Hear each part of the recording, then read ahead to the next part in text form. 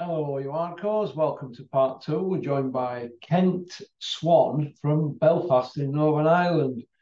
Women love him, men want to be him. Isn't that right, Kent? Hot pot bang. We'll just wait for him to press the OK button. And here he is, Kent. How are you doing, Kent? You all right, lad? You all right? All right, Russell. Yeah. So Big Meech, who next for him then? Who next? Who next? It's going to be anybody that can't punch. Yeah. Has to be. He's just terrified of getting hit. You could see it last night. Fundamentally, his movement patterns, how he was posturing, his offense, he just doesn't look like a fighter that wants to get hit at all or commit to even getting in an exchange with a fighter. I think they're going to have to bring somebody over that actually, who's going to be next for him? I don't know, mate. It's a who done it, isn't it? But where does he go now? He's saying he wants two more fights for Wilder. I'd have thought one, and then public is just going to say. I mean, the Gad's even come out now and said it's got to be. If it doesn't happen next year, questions are going to be asked. Questions should be being asked now, Gad. Now. Do you mind you dragging it into 2025? Do me a favour. I mean, if Fury rematches Ngannou, like there's talking about next summer, well, it's all going to get away from us, isn't it? Again, do you know what I mean? I think, Russell, all this talk about, yeah, we need to fight again next. I don't think people are going to pay for it. I don't think people are going to go to the O2 and watch him again because they've already did it. The crowd were booing last night. And for him to fight again, where's Matchroom going to get the money? How are they going to cover that cost? He cost way too much to fight again this year Yeah, with very little revenue coming in off the back of it. For me, I think it would be commercially and financially not viable for Matchroom to get AJ out this year.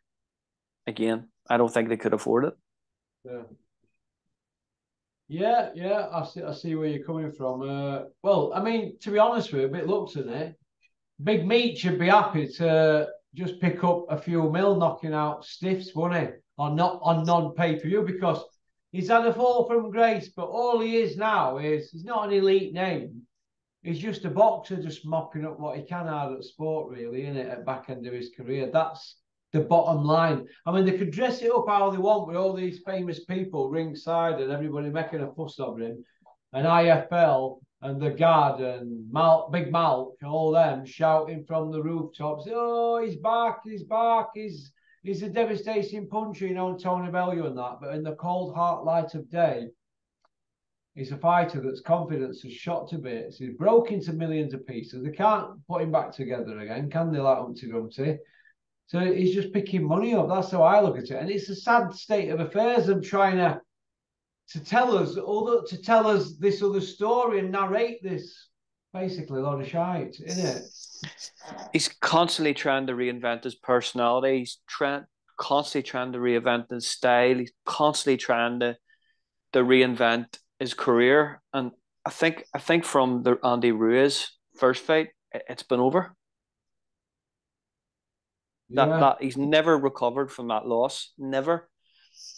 I think it's going to be really, really hard. I think the only thing that they're actually looking, I actually think personally, Russell, I think Matchroom are looking the Wilder fight because they're looking to cash him out because they can't keep affording to bring Anthony Joshua out, bringing somebody in and paying him millions and fighting in an arena with no pay per view. Yeah. I think the only way they're going to get money off him is one big last cash out fight, and that's Wilder. Does that Yeah. happen? I think it's the only way for Matchroom to make money is through that Wilder fight. That's the only way. Will he fight next? Personally, who would you bring in next? Would you bring in Luis Ortiz, would you bring in Hughie Fury? There's two fights there that he could probably fight next. I don't know, but I think bringing him in the fight, it is going to cost Matchroom a fortune before the Wilder fight. I think they just need to cash him out as quick as possible. Do you think they'd put him in a Wilder fight next, Ken, just to get some money in? They have to. Last night, Russell, much would that have cost Matchroom? I don't think it cost them anything. I think Arlo worked that one last night. They would have made profit, but not as much profit as what they would have wanted to make. They'll take the hit, but they're accountants. That show wouldn't have gone ahead if they weren't making. No way. No way. The accountants, mate. They never, ever, ever roll the dice. Never. Bricktop does roll the dice. I will give Bricktop his dues. He's prepared to roll the dice, but then again, when it comes on top for him, they just, well, we know, don't we? Companies fold, don't they, when invoices come in? Yeah, sue me for that. Wish you would. It's going to be one of them things. It's going to be really what Eddie thinks, what Eddie's offered for Joshua over at Saudi. If it supersedes 4 or 5 fights at the level he's at now, if it supersedes that and it makes more than that, they will go ahead and the cash register will be cashing. It will be ching-chinging. It will be time for them to finally cash him out, and they'll probably try and bring him back for another 2 fights in the UK. That's the only way. But in my opinion, you know this in business. If you were selling 5 cars a week at $1,000 a piece, and you went down to selling 5 cars a week at $250 each, it's a lot of money. You're losing a lot of money there. Yeah, so, but you got to understand, Ken, if you're selling 5 cars a week from a pitch and you're only making $250 on each car, you don't know what you're doing. You don't know what you're doing. You've got to be making $1,000 a car minimum. That's the cardinal sin. If you're earning 250 quid, that's not good. Got to be $1,000 a car. But Anthony Joshua, Elam made money last night. Eddie Hills, they made money. They didn't make as much as what they could have, but they rescued the show. But I can assure you, Elenius has been on brass tacks in his back pocket on his way to Button Moon last night. That's the bottom line. He wouldn't have got that much. He'd have got paid, but he was there to be knocked over, wasn't it? And he made it quite difficult for Joshua, who, let's have it right, can't pull trigger, can he? Can't pull it. Oscar De La Hoya had the same problem, didn't he? That's why he fell out with Freddie Roach, didn't he? It was, you look at the Mayweather fight, there were so many opportunities in that fight, and Freddie Roach just says the Pacquiao fight was the same. I think he was well rinsed, washed up going into that fight. Vladimir couldn't pull the trigger. Vladimir couldn't do it. That's why they had to change his style. He couldn't pull it. He tried it with Corey Sanders. He tried swinging with Corey Sanders, didn't he? He got put into orbit in that fight. Go and watch that fight, anybody watching this. But you watch him job. The one who did him, Brewster. It was Brewster and Corey Sanders. No, Ross Purity. Ross Purity was the first to do him. Oh, well, did Brewster do him? Brewster did him as well. Yeah, and Corey Sanders. Joshua and Fury. So he's got 5 defeats then, has he? Yes. Yeah. Well, yes. Like I said, he developed a style that got him all them defences. And I think Joshua must have looked at that and thought, well, I'm going to adapt. I'm going to change my trainer. But it hasn't worked for him, has it? Because he didn't have the pedigree, did it? It ain't his fault. He's done his best to try and learn. And from what I've heard, he was a gym rat. But towards the end of his time with McCracken, he weren't a gym rat. There are too many people and too many distractions up there with that EAS. Everybody knows in the area he weren't doing his road work then. Do you know what I mean? So when you've got teams of people around you, they might bring something to the table where one of them's fetching you a Lucasade towel into the ring. Don't forget, your job's to pass me a Lucasade towel when I'm at ring. Your job to pass me Beats headphones, and your job's to pass me a drink of water. What is all that about? But they're also bringing them on board to help you, but it hinders you down the line because you've got to keep them, feed them, water them, dress them up in all your gear. And then you have their problems on a night time. And then you're having a meal at evening, they're having a big evening meal and all that. I've heard blah blah every night. Well, you've also got their problems. It becomes about them. When really it should be like the Cobra up here at Ellaby Hall every night on his own, unless I pop up, which were very rare. On his own, with sea bass and asparagus, on his Todd, lumping his big bag around in training camp, on his own, getting back there shattered at night. There's nobody chasing about after him, or he's not having to pay anybody to carry his bags, is he? Bit like Australian cricket team. I remember him years ago at Headingley getting off a minibus. Shane Warne there with his bag and a fag. And I remember looking at the England team and have everything done for them. But they couldn't beat the Aussies, could they? You know what I mean? You look at Marvin Hagler's career, and you look at the isolation he trained in. He trained like an absolute monster, complete in isolation, and it made him the fighter he was. And I love that great quote that he said about the monster wasn't actually in the ring. The monster was being hungry and going to bed starving and having absolutely nothing. That's what the monster was. That's when the monster came out. But you're right. He just got way too distracted, way too big for his own boots. And he just forgot everything about what got him there. And I think I criticised McCracken a few times. And to be honest with you, I take it back, because you look at where he's went from leaving McCracken and where he is at now. He is, I'll say, he just looks absolutely, he looks lost, Russell. He looks absolutely lost, doesn't he? He does, mate. He does. He looks a shell of a man. That's what he is. He's a shell of the man that he was. He's about now on a par with Kell Brook. He might be in good shape, but it's what's inside. What's inside? It's like that BMW I've just wrote off. You look the business outside, but it's what's inside it, because it's been hammered. You know what I mean?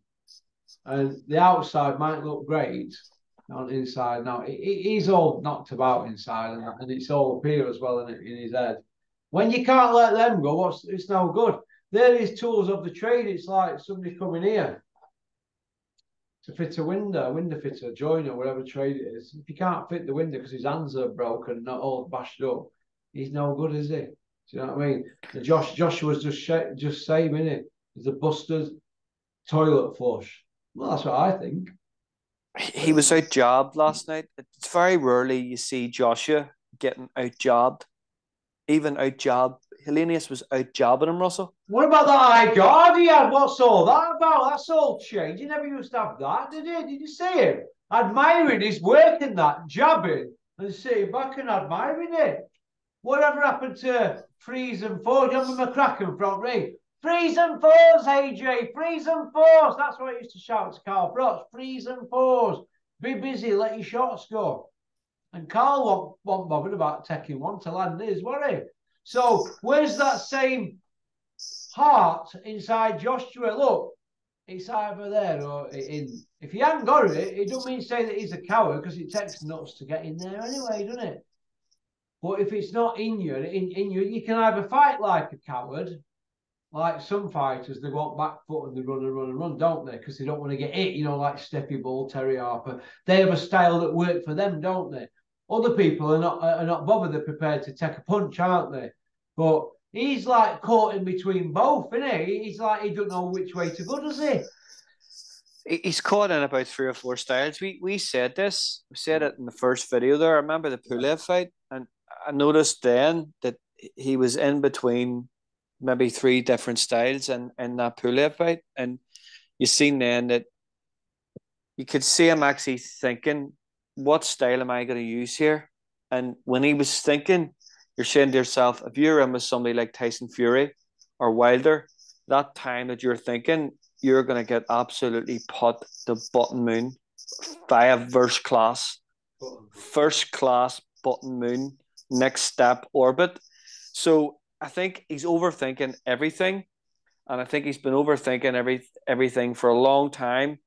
And I actually think now that he's absolutely lost. He's no real mentor. His mentor is Derek James. He's paying him. He's paying to be there. It's not like he's getting, advice. You remember when McCracken had him as an amateur and brought him the whole way through? And for him to turn around and say, yeah, Rob was distracted too much by the amateur. Well, that was his job. He weren't distracted when you were knocking everybody out. All these gimme fights that they were giving. Your Eric Molinas, Dominic Brazils, guys like that. When you were knocking all them sort of guys out, it all worked then, didn't it? And then once it come on top, blame trainer. And using EIS as well as a professional athlete. And they were running that EIS like it was their own gym up there. I'd been in there, I'd seen them. I'd seen what they were about up there. They thought it was their gym, him and that AKA Skins and all them other Klingons, that if they weren't hanging around Joshua, they'd be on Dole in Watford selling crack on a street corner. That's bottom line. There's two comparisons come up. So you look at AJ against Dominic Brazil. You look at Deontay Wilder against Dominic Brazil. You look at Deontay Wilder against Robert Helenius. And you look at AJ against Robert Helenius. AJ against Robert Helenius. Listen, it's free. I'll tell you what I will look at.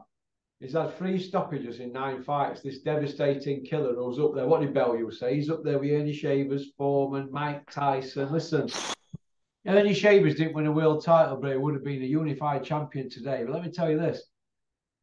Povetkin, Pulev, Robert Helenius in their 40th year, or whatever, pushing 40-year-old, old men. Matt Skelton. They're your stoppages. Matt Skelton, another man in his old man. He was in his 40s, wasn't he? These old men, Kevin Johnson, them sort of guys, Eric Melina. You know what I mean? I remember the first fight that he had, that he didn't stop anybody because everybody were making money on him, stopping people, weren't they? And he didn't stop Joseph Parker, did he? Because Joseph Parker didn't engage and stumped the arena out. But Joshua weren't that engaged as well because he realised that Parker's boxing skills were a little bit better than his, weren't they? So he sort of like, he weren't so keen to let the hands go then, was he? And that was the first chink in the armour of the big machine. And I thought, after that, I were off him then. After that, I thought, no, you're a fraud, mate. You're a fraud. He was a fraud in the Olympics anyway. He only beat the big Chinaman, didn't he? Out of them 4. Do you know what I mean? The others, he lost to, didn't he, really?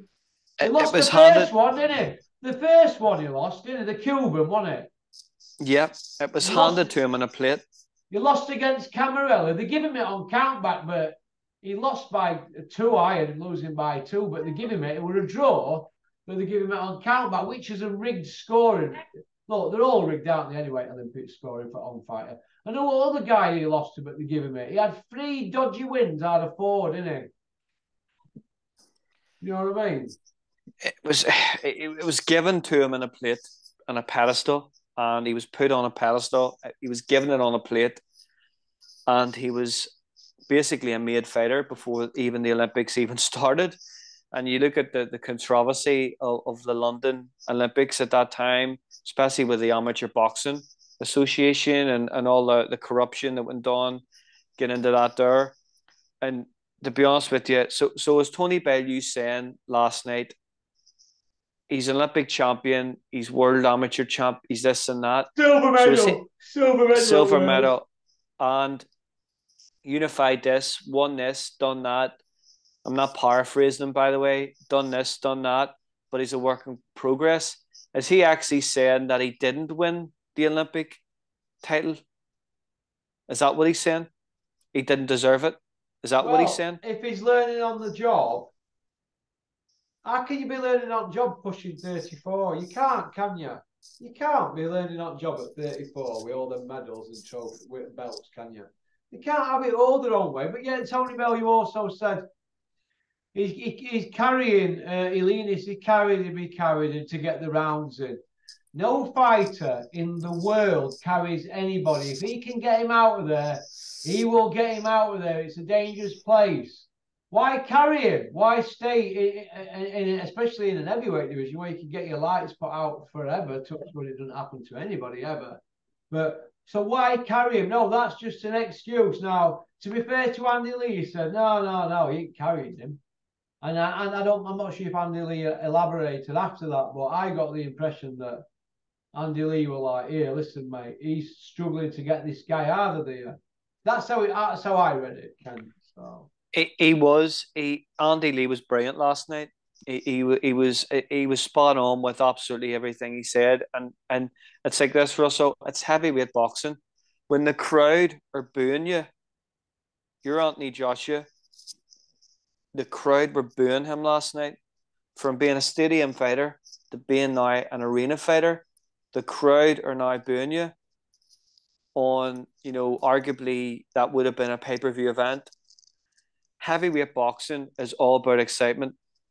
And the more excitement you are, the more exciting, that you are, the more money you're going to generate. Now, after that performance last night, whoever he fights next, whether it's on a pay-per-view platform or whether it's on subscription at the zone, it will not draw as much because of that performance last night. Now, on the other hand, if he would have been out there last night and been absolutely devastating, everybody's jumping back on the Anthony Joshua hype train again for round two, for the next stop, but he didn't.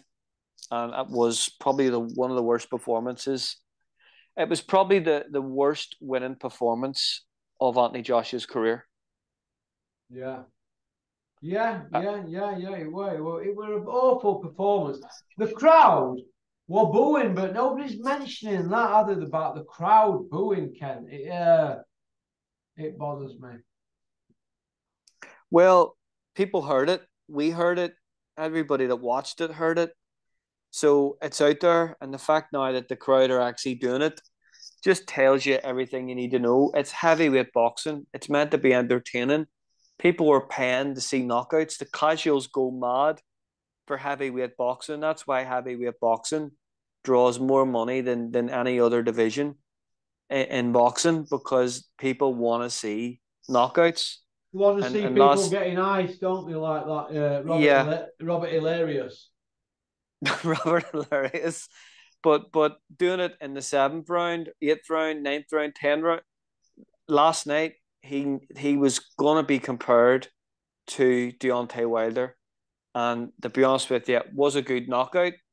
Yes, it was. But it should have been a lot earlier. It should have been a lot quicker than that. Yeah, it was poor, wasn't it? Awful fight. Why didn't you try and do him in a round like Wilder? Just to prove a point. To set that tells you last night that they haven't got Wilder on the mind. If they had Wilder on the mind, they say, right, Wilder done him in a round, I'm gonna do him in a round. That's the mindset you'd have if you want to go after Wilder, isn't it? It is, but I don't think Anthony Joshua's got the confidence now in his punch resistance and in his own shot selection. They actually do that now. I think if it would have been AJ 5 years ago, he probably would have done Robert Hilarious in about 1 or 2 rounds. The AJ now, the Mark II AJ, it's just about getting to the finish line. Yeah, it is. Yeah. All right then. The media, they lost their minds, didn't they? Big Mouth were cheering. All these little cronies that hang around him. The guard, Jug Ears. You think they all lost their minds again? Big Mouth said something like, he could see what he was doing in there. I couldn't personally. I don't know what he was trying to do in there. You could see what he was trying. Maybe he should have tried that 5 years ago. I disagree. I think 5 years ago, I think he was a better fighter. I think he's regressed massively this last 2 years. I think he was a better fighter 5 years ago, offensively, defensively.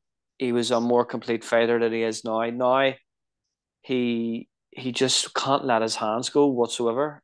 And he just looks terrified of getting hit. So I don't really know what Big Malk was on about. He should have tried.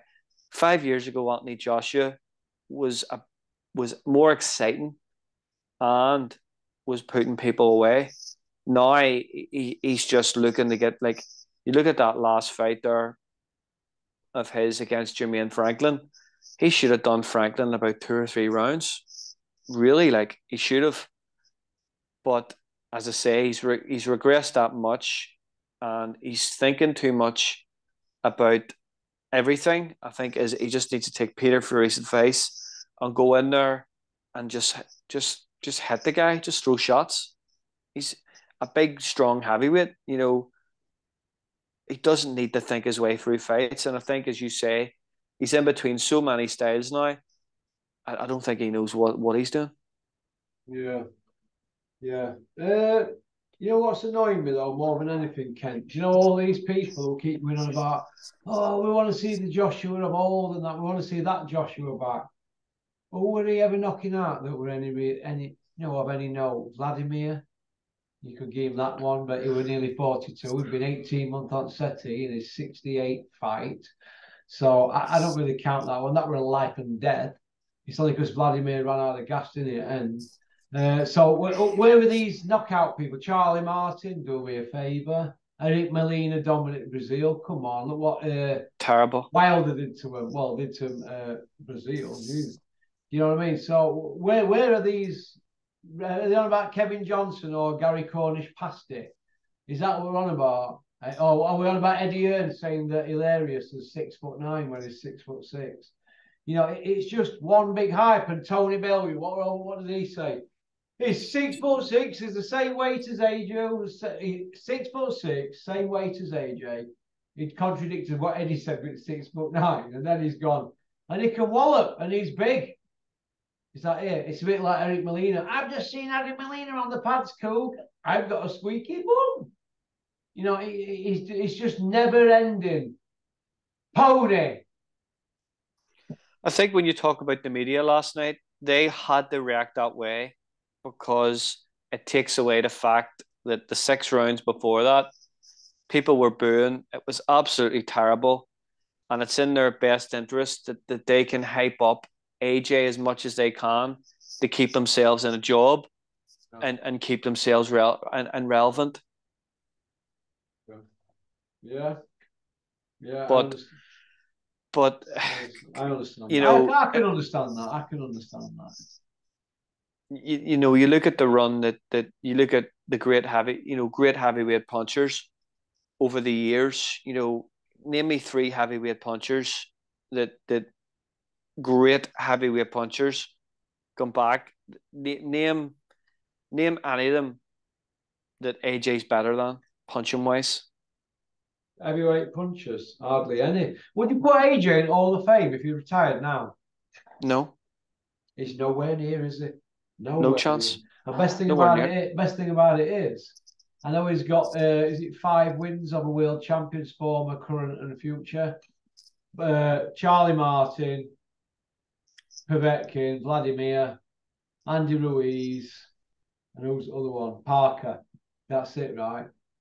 You could pick holes in all them 5, couldn't you? Vladimir, old man. Charlie Martin got the belt gifted in. Joseph Parker had a gift in New Zealand for a vacant belt that were Fury's belt. Povetkin were only a regular champion. And Andy Ruiz, he ran for his life in it, didn't he? He was 21 stone. 20, just over 20, I think, one is, or 21 or 9, something like that, one. He rehydrated 12 pounds or something. Whatever. But point I want to make is this.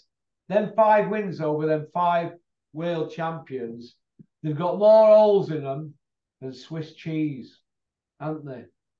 No, they have, haven't they? He's got more wins, and as well, he's actually got more wins than Fury, world champion than Fury, and that says it all. Yeah. So if we're having a go at Joshua's CV, what does it say about Fury? And as you can see, look, Fury's on that. Fury, what fight do you want? Fury Joshua, I've had that 4 year. 4 year. They sparred 10 years ago. No, not 10 years ago. 12 years ago. And Fury was British champion. He just beat Chisora, I think they sparred. Been talking about it since then. It's never going to happen. They can keep dangling carrot like they're doing it now with Wilder. They're just doing it again. Just please, can we just all stop? Right. They're not going to fight. The families can't stand each other. The Warrens and the Hearns. It's too much gone on behind the scenes. We're telling tales to taxmen and border control, VAT men, creditors, banks. They try to outdo each other with just about everything they can. It ain't going to happen. That dog will not hunt. It's not going to happen. Get it in your heads, fight fans. They're not going to fight, right? They might do when they're 40 odd, but they're not going to fight in the 30s. Not while they can keep earning. Fury's got a 2-fight deal with Ngannou for mega millions, 100 million. If he fights twice, he's going to get 100 million on table for 2 fights with a guy that's never had a boxing match in his life. Joshua's probably picking up 4 or 5 million for fighting guys who are area level stroke English. That's it. That is it. Fabio Wardley and Dave Allen and David Adelaide light up. Hilarious. Robert Hilarious. Remember the name? He looks like him at ZZ Top. Cross between ZZ Top and One True Geordie. He would get lit up by them guys. And as regards these, Fury and Joshua, it ain't going to happen. I don't care what Eddie Hills and Coogan, the in-house media guys, say. You know what I mean? These people now have got brass necks that thick. The necks are thicker than Tom Platzer's legs. It's about money now and getting out of the game. When Joshua's gone, Hills will be gone. You had something. You're on point there with that. And what I see I'm about always it on is point, Kent. I'm always on point. pop, pop, bang. So you've got two fighters there and two completely different stables, right? Anthony Joshua was a huge draw, huge draw. He's still a decent sized draw now. Tyson Fury was a huge draw, the same. So basically, what happens is, why would Creamsby or Matchroom give each other a leg up and let that fight happen? Because it means both of them are going to make a lot of money out of each other's fighters. There's no way that those networks would let that happen. They honestly, they would rather go down that route and fight nobody or anybody rather than fight each other and give each other a leg up financially. There's no way of it. What happened, mate? What happened? We'll be saying it for you. I said to Dennis about 4 months ago, what would you do, Dennis? He went, I'd just keep them apart and milk it and milk it and milk it. And then when there's no left, I'd big it up and put it on. Because that's what he wanted to do. That's what he wanted to do with Ricky Hatton, you know. He had a deal, well, you know, don't you, Ken? He had a deal lined up with Aaron. $25 million for so many fights with Bob Aaron. Fights that he could win, and then Mayweather and Pacquiao and all that. But once he had that, he had an hard fight, didn't he? A really hard fight when he stepped up to welterweight. Castillo. Luis Collazo. Collazo, that's it. He had an hard fight, and Ray Hatton panicked after that. They panicked. Did they go for Mayweather one after that? They did, didn't they? It was a tough fight. It was a really, really tough fight. The Collazo fight, he got dropped. I remember he dropped Collazo in the first round.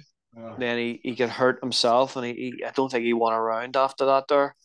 But he was exposed. For dear life. He was exposed in that fight, so he was Ricky Hatton. Yeah, but he had a big army around him, and he generated money and judges and all that kind of thing. Promoters, they have a lot of influence, and he managed to squeak by that. And then obviously they discarded Dennis, didn't they? And then they went for Mayweather fight, didn't they? Because they didn't need Dennis after that. The point I want to make is they've done the same thing with Joshua, but they've overkilled it, haven't they, really? Because if he has another loss, the Fury fight's not even there, or the Wilder. Could you imagine if they put him in with somebody like Filip Ergovic next and he got lit up? Where would Joshua go? Then he'd have to take 2 years out of game and then come back with a new trainer and a new script wrote by Eddie Hills to even get back in the mix. But once it's gone, it's beaten out. Yeah, I'm not saying it's been beaten out in body-wise. He's been beat up here mentally. Mentally, he's been beat. That's why I know the rumours are true that he did struggle for that 2 week in Reading jail. Here, And there's bigger men than him gone into prison with bigger reputations on street and crumbled in there. Not everybody can be in an 8x4 cell, you know, as big as a pool table or a snooker table kind of thing. Do you know what I mean? Not everybody can do it, Ken. I were programmed for it from being a kid because my dad couldn't give me pit belt because it didn't work. So they just used to lock me in the bedroom, didn't they? Right, grounded. So I was trained for it from a young age. But Joshua, he couldn't do it, mate. That 2 week. It'll all come out in McCracken's book about how he got him out of jail. Carl Froch didn't want to elaborate on it, did he? When he mentioned it on Talksport, he said he got him out of jail. But I can assure you, it'll all come out about the big Larry Hoover, big Meech stories. You know about him. Let me tell you, it'll all come out what he is. I can assure you of that. I just think he's just in between styles. He's in between personalities, and my opinion is I think that Matchroom know that they can't risk him against anybody. I said there. Can you imagine, bringing over somebody like Luis Ortiz, even a fight with Hughie Fury? Like, if Robert Helenius is out jobbing you in that fight, I think Hughie's got a far better job than Robert Helenius. I think he would give him a lot more trouble than Robert Helenius did last night. And every time you fight and every time you look bad, you're going to get less money the next time. There's less interest. And that means it's just going to fizzle itself out. So I think Eddie is busting to get AJ in with Wilder, because if that money supersedes 4 or 5 gates against that type of opposition last night, they'll cash him out in a second. We'll just finish off on this question, Ken. It's been a long day for me today, and I'm not done yet. I've got Craig on, who runs Instagram for Poker's Corner on Instagram. He's coming on for his second appearance. Would Anthony Joshua, no, we're not calling Big Meech and be disrespectful. We don't want to be disrespectful to him. Would Anthony Joshua, who's destined for button moon, would he have been better just being himself from day one with Matchroom and just, said that? We said that. Better doing that rather than this manufactured. We said that. This manufactured guy. Do you think? Yeah. We said that in this show. I think in all walks of life, no matter you're rich, you're famous, there's people going to like you, and there's people not going to like you. That's the reality of it. No matter if you're a sportsman or not, wherever you go into work, there's going to be people in work you like and you don't. You go down the pub and sit with your mates and play a game of snooker. There's going to be people there you like and you don't. That's life. That's reality. And you can't be all things to everybody. It's impossible. Yeah. And I think Anthony Joshua's fell into that trap where he was trying to be too manufactured, too nice. And he came out and he said all that stuff. It didn't go down too well. Then he kind of retracted that. So who really are you then? Who are you as a person? And now he's got this new, gangster rap, personality. Just be yourself. But I think it's beyond that now. I don't think anybody really knows who he is now. I think he's in between styles. I think he's in between personalities. And I think it's over, to be honest with you, Russell. There's no way back. I do. Okie dokie. Well, listen, Kent, it's been a pleasure. Are you still single? If I say yes, you'll rinse me. If I say no, you'll rinse me. Are you still single, Kent? Just say yes or no. Answers in the postcard. Go on then. porkycorner@mail.com. Do you think Kent's single? You take care, Kent. Have a great evening. What's left of it. All the best. Cheers, pal. Bye-bye. Well, that were Kent, all the way from Ireland. What a lovely country. Women love him. Men want to be him. Hot pot bang. Thanks for having me this evening. And we'll see you tomorrow. Don't forget to like and subscribe and leave a comment. I get into trouble for not saying that, but whether you subscribe or not, it's up to you, isn't it? But you get your notifications straight to your phone if you subscribe and press the notification button. Say you're emailing me, say, "Oh, can you put 5 videos out at once? And I can't find them all." Well, they'll all go out on the same day if I put them out. Just look on dates. All right. Peace out.